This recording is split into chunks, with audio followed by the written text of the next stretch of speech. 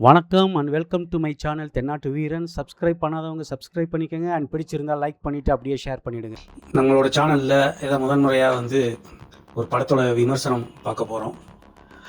அது யாருன்னு பார்த்தீங்கன்னா லோகேஷ் கனகராஜ் நடித்த டிசியோட திரைப்படம் தான். அது எப்படி இருக்குன்னு சொல்லிட்டு பார்க்கலாம் வாங்க. இப்போ டிசியோட கதைக்களம் பார்த்தீங்கன்னா தலைவாசல் விஜயோட தலைமையில் ஒரு குழிப்படம் இருக்குது. அதில் தான் அந்த லோகேஷ் கனகராஜ் இருக்கார். இந்த திரைப்படத்திற்காக அவருக்கு தேவதாசன் பேர் வச்சுருக்காங்க.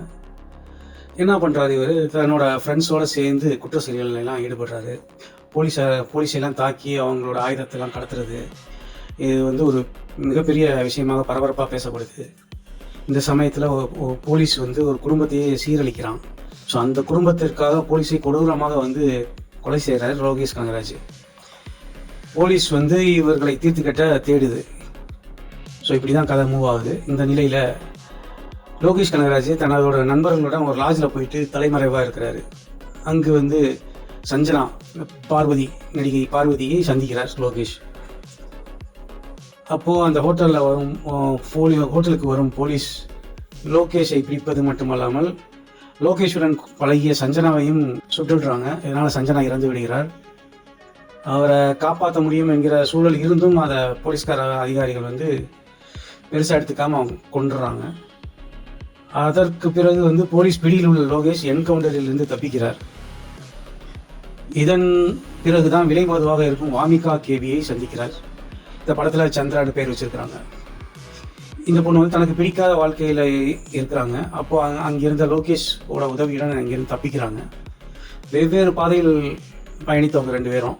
ஸோ உயிருக்கு பயந்து ஓடுறது, தங்களுக்கு வந்த பிரச்சனைகளை எப்படி எதிர்கொள்வது என்பதுதான் படத்தின் மீதி கதை. படத்தின் ஆரம்பம் முதலே இறுதி வரை அனிருத் மட்டும்தான் பேக்ரவுண்ட் மியூசிக்கில் அடித்து கிளப்பிட்டாரு. பட்டையை கிளப்பிட்டாருன்னு தான் சொல்லணும்.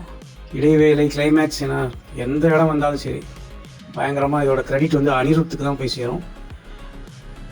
இப்படி ஒரு பின்னணி இசையில் மொத்த படத்தையும் பார்க்கும் அனுபவம் என்பது ஒரு வித்தியாசமாக இருக்கிறது.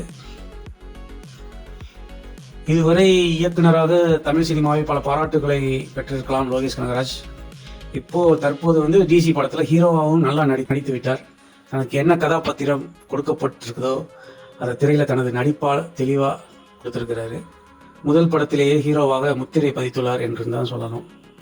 நடிகை சஞ்சனாவிற்கு சின்ன சின்ன காட்சிகள் தான் இருந்தாலும் அவருடைய கதாபாத்திரம் மிகப்பெரிய தாக்கத்தை இறுதி வரை கொண்டு போச்சு.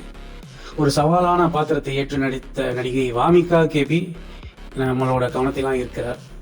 குறிப்பாக இடைவேளைக்கு பின் அவருடைய கதாபாத்திரத்தோட டிரான்ஸ்ஃபர்மேஷன் இருக்கு இல்லையா, திரைக்கதையை இன்னும் விறுவிறுப்பாக கொண்டு செல்லுது.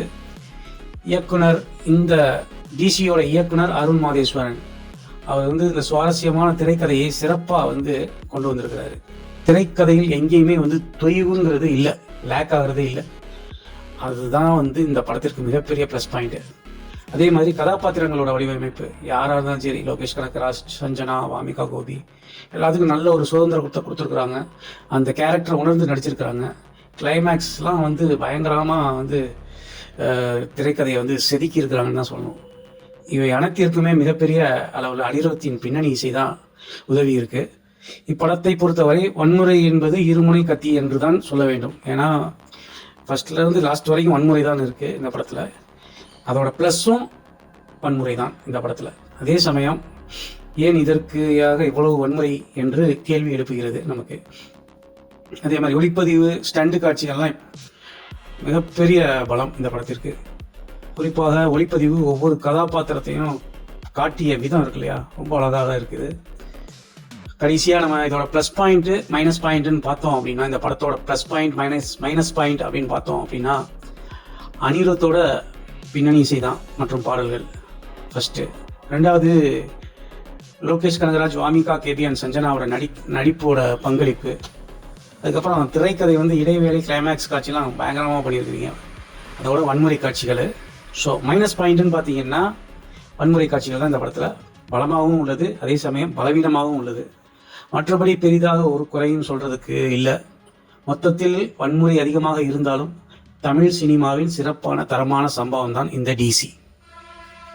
மறக்காம லைக் பண்ணிட்டு ஷேர் பண்ணிடுங்க. அப்படியே நீங்களும் சப்ஸ்கிரைப் பண்ணிடுங்க. தேங்க்யூ ஃபார் வாட்சிங். Bye bye.